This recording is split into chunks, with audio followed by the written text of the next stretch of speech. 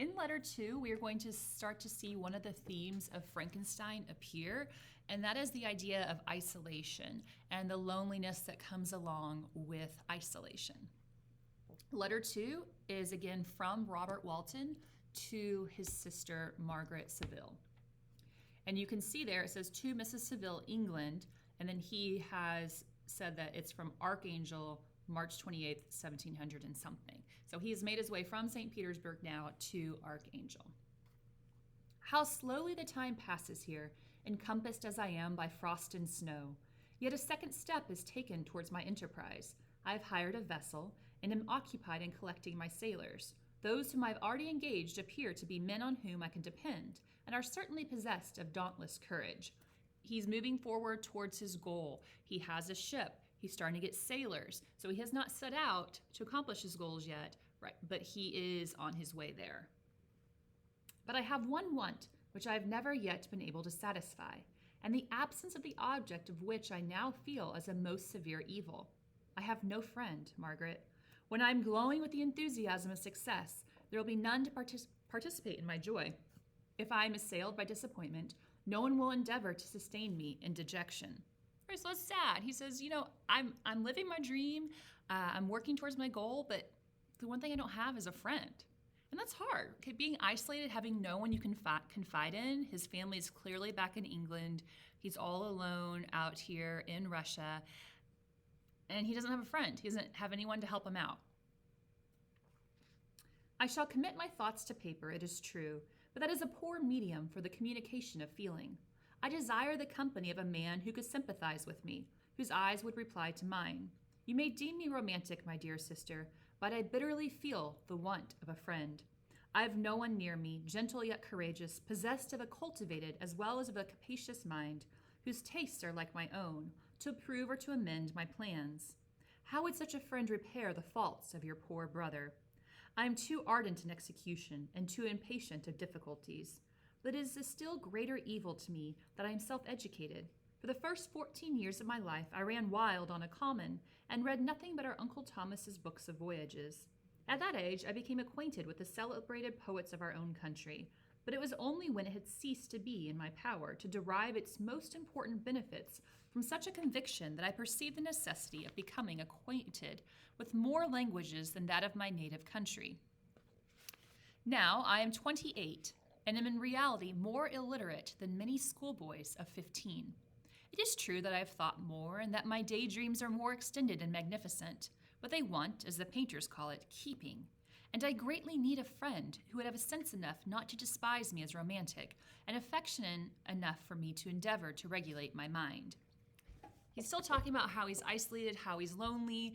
Yes, he has these sailors that he's acquiring for his voyage, but he is going to be their boss.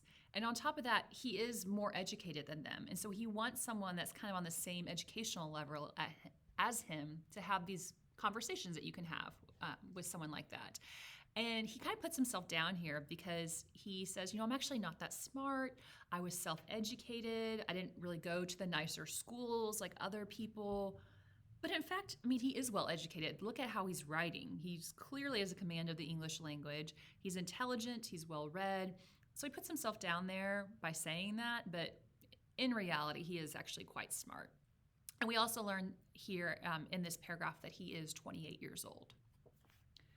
Well, these are useless complaints. I shall certainly find no friend on the wide ocean, nor even here an archangel among merchants and seamen. Yet some feelings, unallied to the dross of human nature, beat even in these rugged bosoms. My lieutenant, for instance, is a man of wonderful courage and enterprise. He's madly desirous of glory, or rather, to word my phrase more characteristically, of advancement in his profession. He is an Englishman, and in the midst of national and professional prejudices, unsoftened by cultivation, retains some of the noblest endowments of humanity. I first became acquainted with him on board a whale vessel. Finding that he was unemployed in the city, I easily engaged him to assist in my enterprise. The master, so the master of the ship, that's equivalent to a lieutenant. The master is a person of excellent disposition and is remarkable in the ship for his gentleness and the mildness of his discipline. This circumstance, added to his well-known integrity and dauntless courage, made me very desirous to engage him.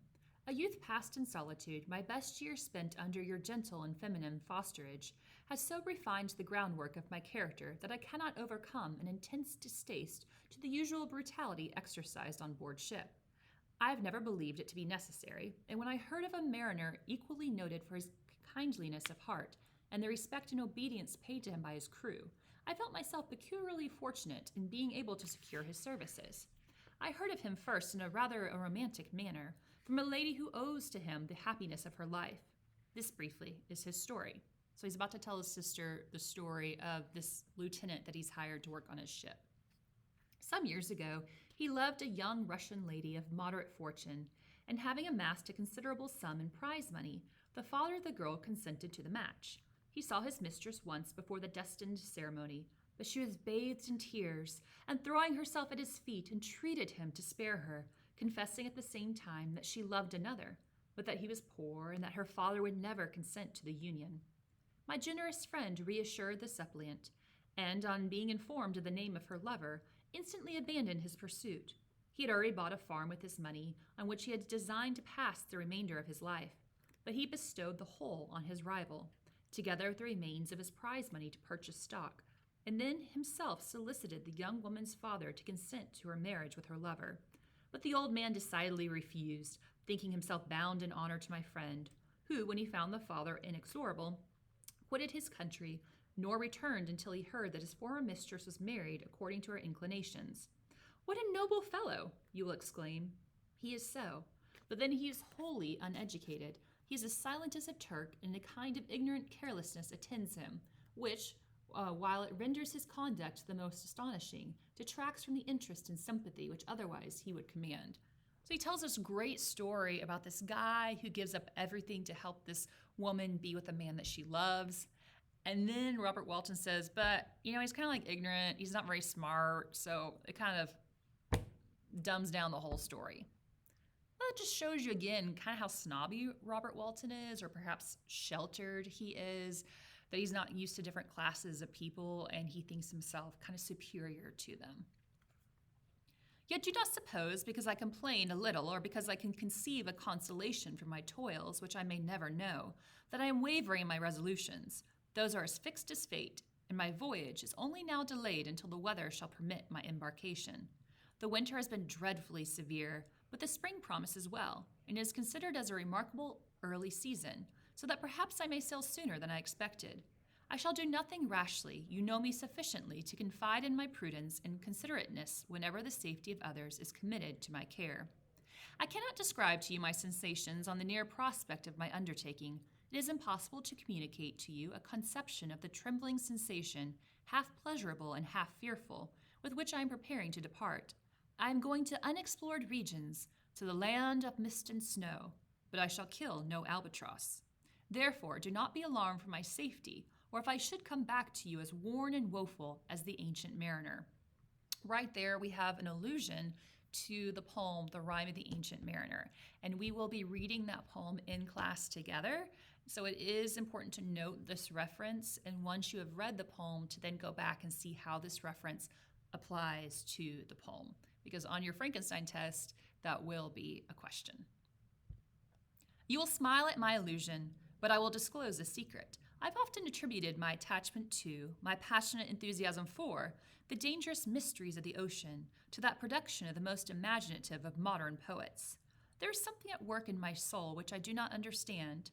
I am practically industrious, painstaking, a workman to execute with perseverance and labor. But besides this is a love for the marvelous, a belief in the marvelous, intertwined in all my projects, which hurries me out of the common pathways of men, even to the wild sea and unvisited regions I am about to explore.